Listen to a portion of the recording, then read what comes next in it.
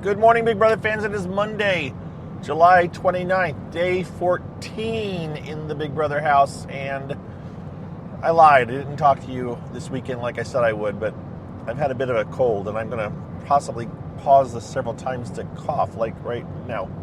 Okay, so what's going on? The last time I talked to you was Friday afternoon when I expected, I don't think we'd even had nominations yet, expected Chelsea, the head of household, to nominate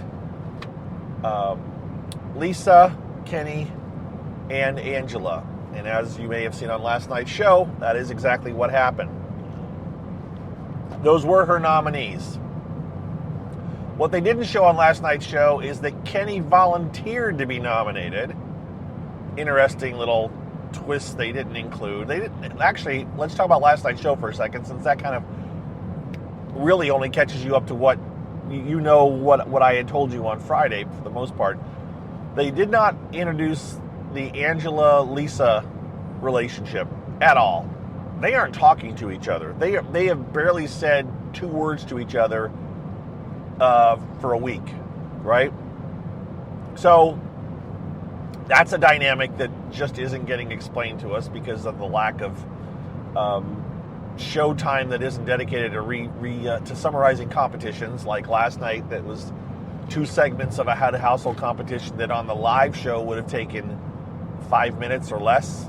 So, you've heard it. So yeah, the Lisa Angela dynamic is just not there. And if you don't know what I'm talking about, well, I would tell you to go back and listen to my previous cardcasts or podcasts. I mean, the gist of it is that now I'm going to tell you, after, and this isn't the only reason, but after Lisa won the Power Veto competition and took herself off the block, so a week ago,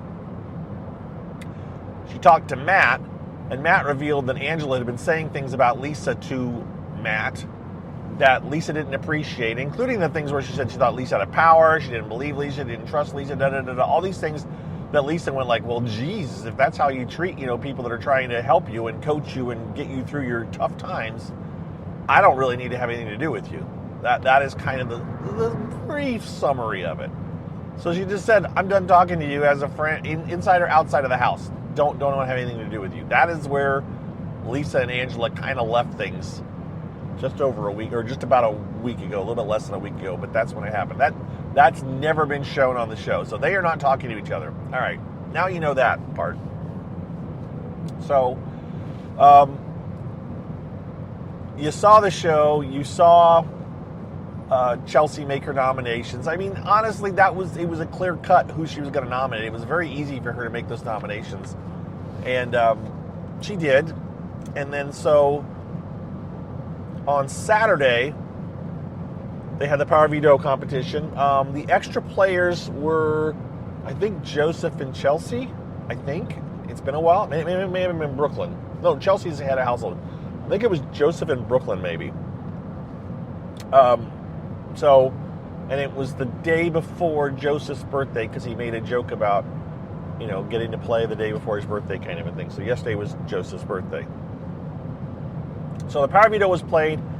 I don't know exactly what the competition was, but whatever it was, apparently, Kenny, who volunteered to go on the block,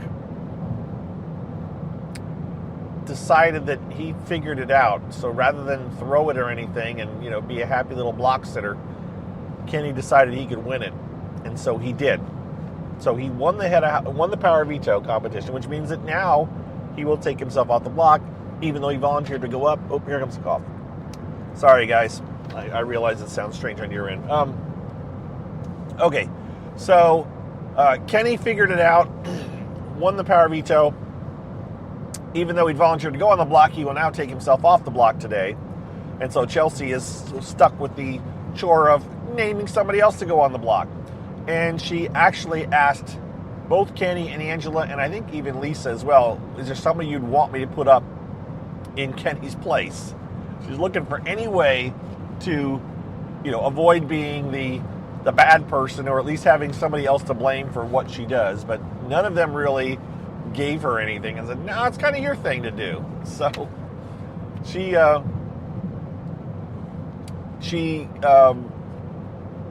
talked some more, and I don't remember if anybody else but Tucker volunteered, but Tucker did volunteer to go on the block, something that he almost did last week too. He's got such a beef with Lisa that he wants to kind of ensure that she goes, is his thinking, I guess. He also thinks that she has the power. A bunch of them still think that she has the power. Chelsea was hoping to squeeze the power out of her. She doesn't have a power to be squeezed out of her. As you may have seen again on last night's show, MJ did tell Chelsea that she has the power. So there's that. I think Quinn, and I don't remember if I talked to you guys, Quinn may have told another person that he has the power too, besides, who else? Has he told Chemo and Angela? I can't even keep track anymore. But, so, yeah, now I got off my train. All right, so MJ told Chelsea that she has the power of veto, or that power veto power. But Lisa has no power to give out. But Tucker is bound and determined to get her to reveal a power. And so, as a part of this whole plot, he seems to have volunteered to go on the block. So that will happen later today. Later today, Kenny will play the power veto, and Chelsea will put up Tucker in his place. Okay, so other dynamics, things that are going on. We've got Tucker confronted Lisa outside of this whole thing and said, I know you have a power. I know you're not a chef. Just a whole, it was a back and forth thing. And Lisa's like, I don't know what to do. How can I, you don't believe me. How can I, prove, how can I prove what I know to be what's the truth? You just don't believe me. And he just won't buy it. He's convinced. He now seems to think that with him on the block against Lisa and Angela, that Lisa will be forced to play her power. And I think he thinks it's a double vote. He seems to think that she gets 2 votes, but she's on the block, so she can't vote. I don't know. It's confusing, and obviously Tucker is wrong. So Tucker's paranoia, of his own style of paranoia, is going to be the end of him eventually. I can't see him winning the game either. He's another one that I'm putting in he's not going to win the game column. There's a lot that have the potential to win the game, but he's not one of them. Okay, so that's where things stand. Again, sorry if there was an abrupt change there. We paused for another cough, and I lost my train of thought once again. Sorry guys, it's a Monday. The gist of things is we got the Power Veto meeting happening today, and we're going to end up with Tucker versus Angela versus Lisa. I don't think that CBS is ever going to show us the Lisa-Angela rivalry.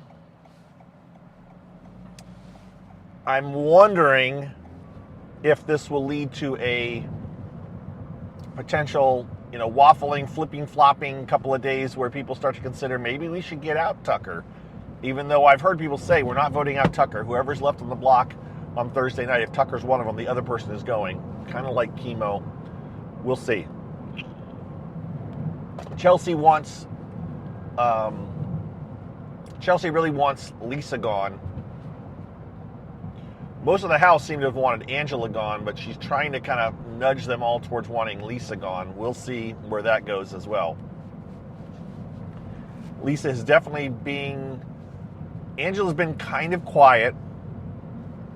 And I think this morning I saw the Big Brother Access account kind of likened Lisa to the annoying neighbor in a sitcom. I think it's a good analogy. Lisa is a bit over the top in your face. Let me sprinkle some sparkles on some glitter on your food. Obviously she drives Tucker completely crazy. So it's possible that she could, burn her bridge too, and then Angela stays around for another week. I don't know. I don't know who CBS wants gone, and I hate to say it, but I think they're going to have an influence on how things go as well, because they've really put a muzzle on Angela on the feeds since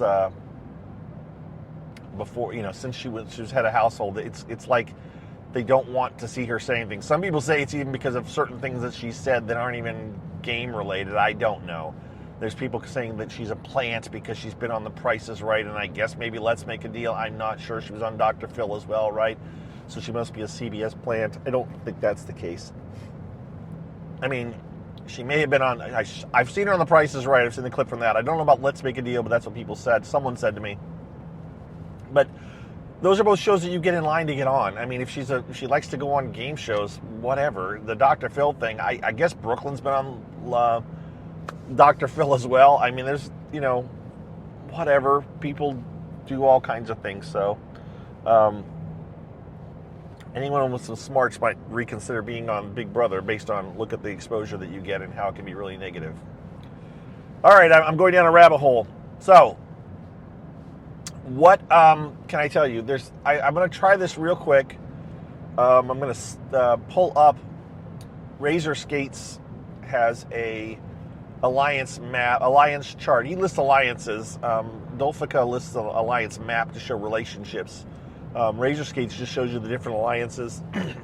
His most recent one is a couple of days old, but I can't tell you the names. I can't tell you who's all's in what, and so I just got to go to somebody else right now. There's too many alliances, too much going on, and this, again, being a couple of days old, isn't even 100% accurate, but I want to kind of look it over them real quick with you and kind of talk about what I think. And I'm going to be running out of time as well, and I will get to my patrons before this one's over. I have my list.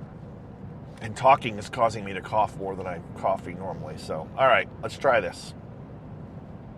Let's make sure I can do this. So if I go here, and that went away. All right, so that doesn't work. One more second here, folks. All right, let's try this again.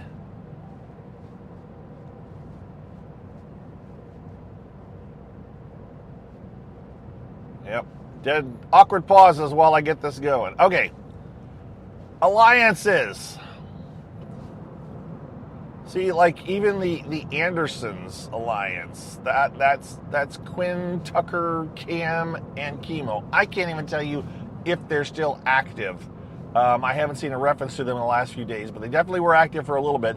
The core, that was Cameron, the 3 C's, Cameron, Cedric, and Chelsea. I think they're still active. They're part of the Pentagon, which added on Quinn and Brooklyn, but Quinn and Brooklyn definitely feel like outsiders, so I'm not sure how that's going. There's the barbershop, which is everybody. I couldn't have told you who was in it, so let's look at who's in the barbershop now that I have a reference. Now, Matt was a part of it. Obviously, Matt's gone, and MJ mentioned that she's going to stick with the barbershop because it's the only alliance she was kind of in.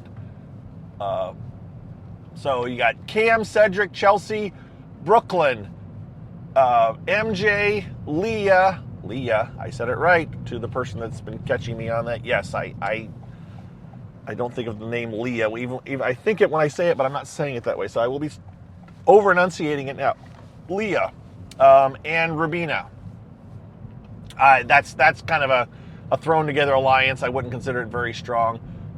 You have MJ and Matthew and Leah were in an alliance. Well, that's now just MJ and Leah, so there you go. You have Lisa and Leah in a bit of an alliance, it looks like. Excuse me. Oh, there's a cough I didn't manage to mute. Brooklyn and Angela in an alliance. Golden Girls, girlies, whatever. Yeah, that's not going anywhere. That's not something. Joseph and Tucker have a final 2. Quinn and Angela. Angela's done good. You know, Angela has been very loyal to Quinn and has not thrown out his secret power to anyone as far as we know. That's good. Takor and Chemo have an alliance, and they've added kind of Quinn into it a little bit. And then Quinn and Leah, whatever. That's a one-way alliance, right? So here's another little, and then there's the collective, which I don't know. So there aren't that many on Razor Skate's list. A girls' alliance as well, which includes the girls that were up there earlier. Everybody except for Lisa and Angela, I think. Anyways, Leah. Let's talk about Leah for another second, and we'll wrap this puppy up. So Leah, she's got a boy problem. She likes boys, and she was talking about liking two boys and not knowing which one she liked more. Well, she kind of liked one more than the other. I don't know who you'd think those were, but based on the feeds, the boy that she had been flirting with the most during the first week seemed to be Quinn. But as it turns out, that's not one of the boys that she likes. She actually likes Cam and Tucker. And she likes Tucker the most between Cam and Tucker. But I've watched the vibe. Tucker, I never got the sense that Tucker is looking for a showmance. If he is, he's just not, he's not giving off that vibe and stuff. But it does seem like to me like Leah's like a little bit of a, she's like kind of hanging on him a little bit, and he's just kind of nice and not acknowledging the hanging on part. I have not watched her interactions with Cam as much, but I guess Cam seems to be more interested in Leah than Tucker for sure. And so some of the girls had kind of encouraged the Cam-Leah thing, but Leah is still interested in Tucker. Leah actually asked Rubina if she had a thing with Tucker, and Rubina's face was like, "Oh God, no!" It was great. It was just a whole, ooh, no. I maybe Rubina actually does, and that's how she's playing it off to Leah. I'm not sure, but Rubina seemed to get this. I think Rubina's got this feel of, oh no, Leah likes a boy who may like me, but I don't like. But that puts Leah's doesn't like me because her boy that she likes me. Kind of just all those dynamics and stuff. I think Rubina's a bit concerned about it. So this falls down into that category of why girls can't keep alliances together. Maybe, I don't know. So that's where that stands. It's an interesting dynamic, and we'll see how it unfolds in the next bit of time here, because chances are Tucker is not going, and so it could be one of several complications or relationships. All right. That, my friends, is my update. I'm going to go really quickly through my my patrons. Again, I appreciate everyone that supports me, but I really, really appreciate my patrons because they actually make a monthly donation to me. And so that's very cool, and I always try to do something special for them, and I haven't gotten to anything super special yet this season, but I do like to give them all shout-outs, and this will be one of those shout-outs. Once I get another cough out of my system, I will get right to that, so 1 second here. Okay, and this is in order of newest to oldest, longest time patrons, at least I think by join date. So some people kind of drop out and come back, but I just ordered them by when they originally signed up, going back to 2018, if you can believe it. Oh my gosh. So there's just 12 right now. My numbers run around. They don't run some major number. That's why I can do this, though, and so I appreciate it. So let's run down the list. I am going to go by the first name in their account on Patreon, so they know who they are, and I don't think any of them want a super big shout out. I know one that I'll do a longer one now that I'm looking through the list. But all right, let me go through this quick. So we got Christina is new. Thank you, Christina. Welcome. Thank you for being a patron. Patrice specifically messaged me. Thank you, Patrice, for being a patron. Appreciate it as well. Welcome to the little Patreon family.